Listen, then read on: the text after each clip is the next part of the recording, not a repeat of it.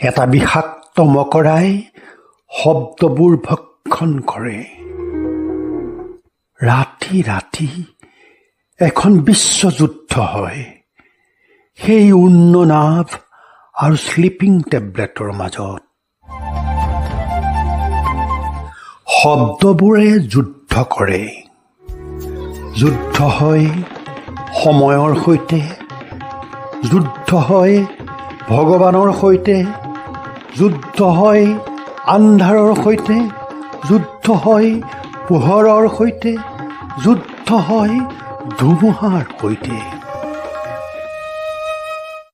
সকলো শব্দ আৰু সংজ্ঞা যেতিয়া আঘাতত অচেতন হৈ যায়, মাথো এটা শব্দই অকলশৰে কলম কপাই যুঁজি থাকে।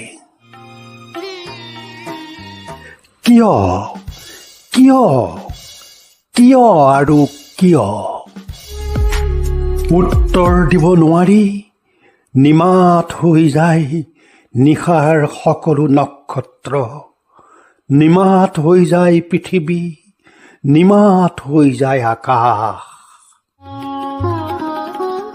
সেই গভীৰ মৌনতাক আৰু তীব্ৰ কৰি মগজুৰ তপত ঘিউবোৰত বাজি উঠে মৃত পতংগৰ অসহ্যকৰ সমলয়।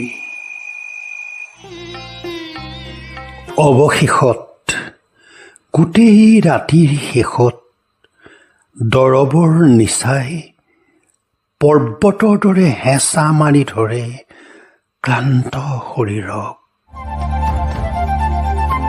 কিন্তু শব্দবোৰ নাহাৰে।